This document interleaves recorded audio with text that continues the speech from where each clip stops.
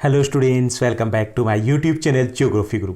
आज के इस एपिसोड में हम डिस्कस करने वाले हैं क्लास 9 साइंस विज्ञान की वर्कशीट नंबर 71 यानी कार्यपत्रक संख्या 71 को। आज हमारा चैप्टर है कार्य तथा ऊर्जा, वो कंप्लीट हो चुका है। हम थोड़ा सा आगे बढ़ेंगे। आज बात करेंगे हेल्थ की, आज बात करेंगे हम स्वास्थ्य की। स्वास्थ्य क्या होता है, स्वास्थ्य क्यों ज़रूरी होता है, हम बीमार क्यों होते हैं, ये हम इस वर्कशीट में समझने की कोशिश करेंगे। तो चलिए शुरुआत करते हैं। जैसा कि आप अपनी स्क्रीन के ऊपर देख पा रहे हैं, ये हमारी वर्कशीट नंबर 71 यानी कार्यपत्रक संख्या 71 रहेगा। हमारा सब्जेक्ट साइंस विज्ञान है और आज की दिनांक रहेगी 23 दिसंबर 2020। हम बीमार क्यों होते हैं यानी स्वास्थ्य और इसके महत्व में हम इसको समझने की कोशिश करेंगे। आजकल पूरा देश, पूरा विश्व ग्रसित है कोरोना वायरस से। कोरोना वायरस, इसमें एक और फैक्ट भी निकल के आ रहा है कि कोरोना वायरस है, उसमें जो भी ग्रसित होते हैं, जिसको भी कोरोना वायरस अपनी चपेट में लेता है, 80% जो लोग होते हैं, उन 80% लोगों में उसके लक्षण दिखाई नहीं देते। हमने ये भी देखा कि मजदूर है वो बिहार के लिए, यूपी के लिए शहर से निकले थे। क्या वो कोरोना से पीड़ित हुए? भीड़ थी, नहीं हुए। लेकिन जब शहर में बात की जाए तो कोरोना का प्रभाव वो ज़्यादा है। इसका क्या लेना देना है कि कुछ लोग हैं वो स्वस्थ हैं, कुछ लोग हैं उससे ग्रसित होते जा रहे हैं। तो उसका कारण क्या है, ये भी हम इस वर्कशीट में समझने की कोशिश करेंगे कि कैसे कुछ लोगों को बीमारियां हैं जल्दी जकड़ लेती है और कुछ लोग उससे प्रभावित उतने नहीं होते। तो यहाँ पर हम बात करेंगे कोरोना के साथ, हम शुरुआत करेंगे कि कोरोना से लोग ग्रसित क्यों हो रहे हैं। तो कोविड-19 की बात करें तो उसके फैलने के दो प्रमुख कारण हैं। एक तो कम रोग प्रतिरोधकता और दूसरा है लापरवाही, यानी कि हमारा इम्यून सिस्टम, जिसे हम रोग प्रतिरोधकता बोलते हैं, वो कुछ लोगों की रोग प्रतिरोधी जो क्षमता होती है वो अच्छी होती है, जबकि कुछ की कमज़ोर होती है।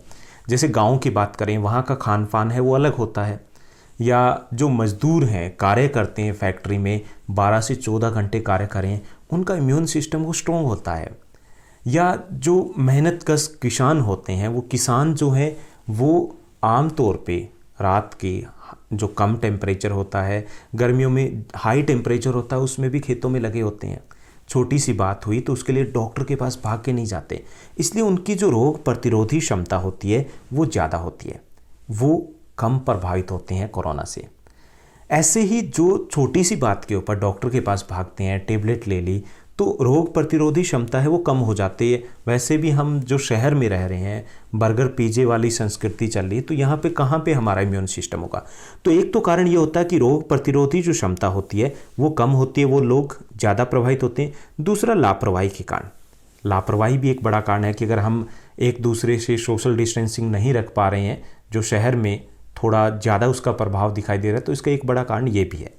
विश्व स्वास्थ्य संगठन के अनुसार, WHO वर्ल्ड हेल्थ ऑर्गेनाइजेशन के अनुसार कि स्वास्थ्य क्या है, पहले हम इसको समझते हैं कि किसी व्यक्ति के शारीरिक, मानसिक और सामाजिक रूप से अच्छा होने की स्थिति को स्वास्थ्य कहते हैं। यानी कोई व्यक्ति वो शारीरिक रूप से फिट है, मानसिक तौर पर भी फिट है, यानी कि कोई तनाव नहीं है, सही से वो व्यवहार कर रहा है, और सामाजिक रूप से भी वो सही है, यानी कि असामाजिक नहीं है, तो उसे हम कहेंगे कि वो व्यक्ति स्वस्थ है। ओके। स्वास्थ्य को केवल व्यक्तिगत तौर पर नहीं पाया जा सकता। ये नहीं कह सकते कि एक व्यक्ति है कि मैं अपना ध्यान रख रहा हूँ और मैं स्वस्थ रहूँगा। जो स्वास्थ्य है वो हमारे आसपास की जो स्थिति है, वातावरण है, पर्यावरण है, उसके ऊपर निर्भर करता है। मान लीजिए हम घर पर सफाई रख रहे हैं, मान लीजिए हम व्यक्तिगत सफाई रख रहे हैं, अगर आसपास साफ सफाई का ध्यान नहीं है तो हम भी बीमार हो सकते हैं। इसलिए जो स्वास्थ्य है इसमें सामुदायिक तौर पर, सामाजिक तौर पर साफ सफाई होना बेहद ज़रूरी है। तो अब जैसे हम कोरोना जैसी महामारी की बात करें, अगर हम कितने भी सजग हैं, अगर हमारे आसपास या संपर्क में आने वाला कोई व्यक्ति लापरवाह है तो वो कोरोना हमें भी चपेट में ले सकता है। ओके। तो यहाँ पर हमने समझा कि स्वास्थ्य क्या होता है, किसी व्यक्ति के शारीरिक, मानसिक या सामाजिक रूप से अच्छा होने की स्थिति को हम स्वास्थ्य कहते हैं।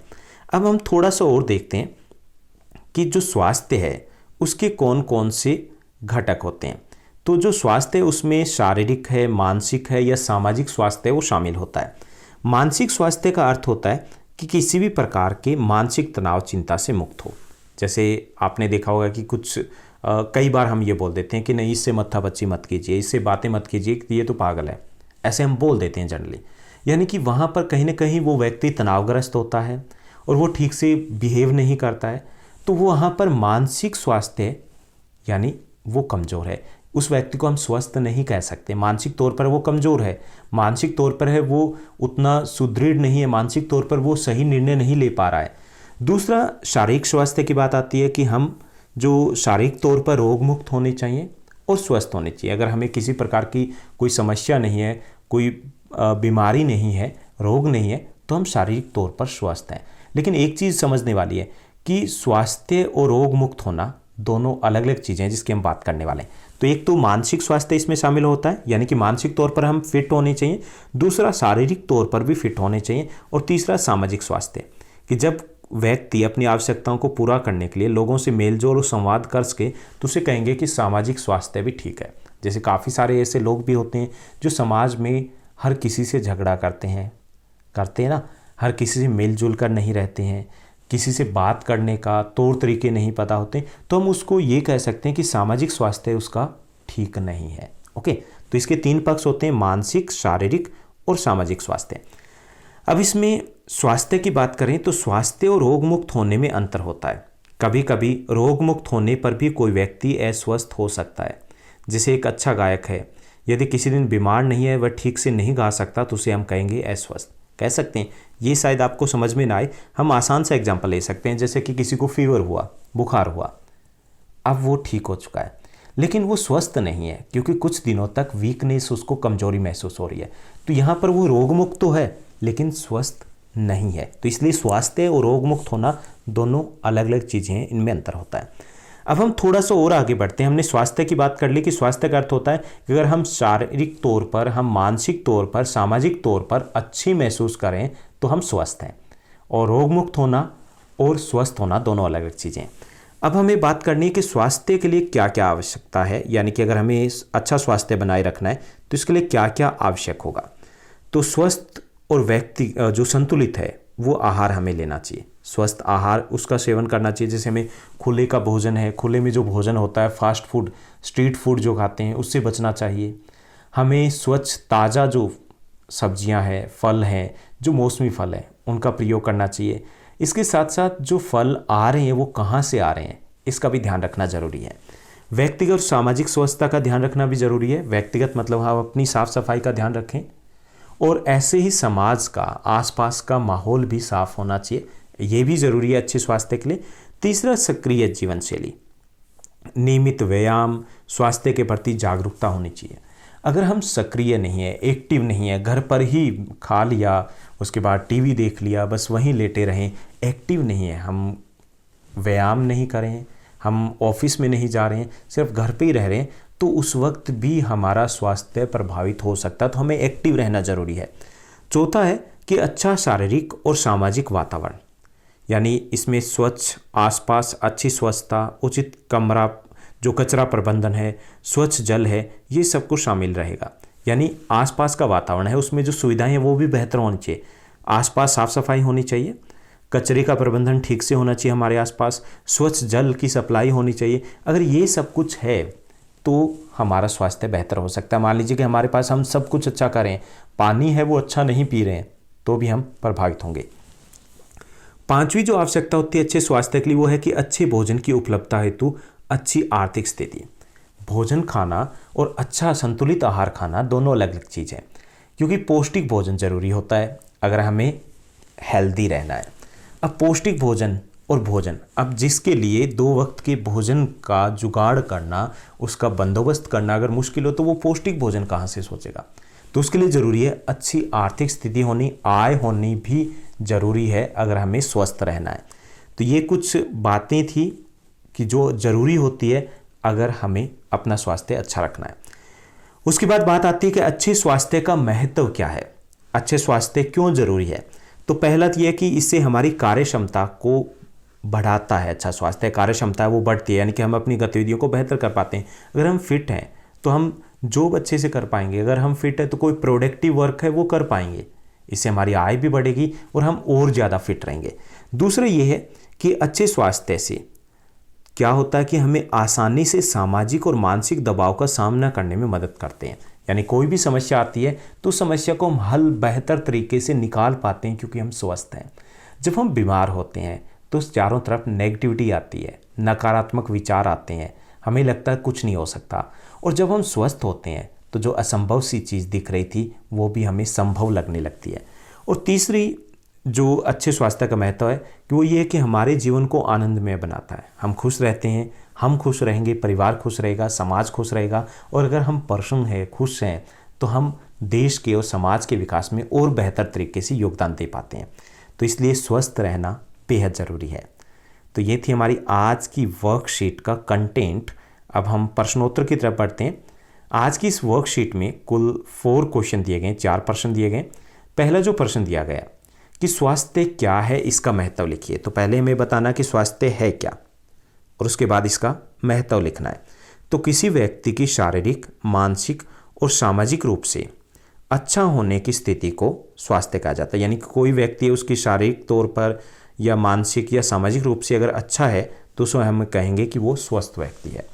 इसका महत्व क्या है कि अच्छा स्वास्थ्य हमारी कार्य क्षमता को बढ़ाता है, हम बेहतर तरीके से अपने कार्य को कर पाते हैं, कम समय में कार्य को कर पाते हैं। दूसरा, इससे हमारा जीवन आनंदमय बनता है, हम खुश रहते हैं, हमारा परिवार खुश रहेगा, समाज भी खुश रहेगा। और तीसरा है, एक स्वस्थ व्यक्ति ही परिवार और समाज के विकास में योगदान दे पाता है। अगर हम स्वस्थ होंगे तभी समाज और परिवार आगे बढ़ पाएगा। उसके बाद दूसरा प्रश्न दिया गया कि रोग मुक्त होना स्वस्थ होने से किस प्रकार अलग है, स्पष्ट कीजिए। हमें बताना कि रोग मुक्त होना, स्वस्थ होना दोनों अलग अलग चीज़ें हैं, कैसे है ये हमें बताना है। तो रोग मुक्त होना स्वस्थ होने से अलग है। रोग मुक्त होने का अर्थ है हमें किसी प्रकार की कोई बीमारी नहीं है, जबकि स्वस्थ होने का अर्थ है हम शारीरिक, मानसिक और सामाजिक रूप तौर पर बेहतर है। कई बार ऐसा होता है कि हम रोग मुक्त होते हैं लेकिन स्वस्थ नहीं होते। जैसे बुखार से ठीक होने के बाद कुछ दिनों तक हम स्वस्थ महसूस नहीं करते।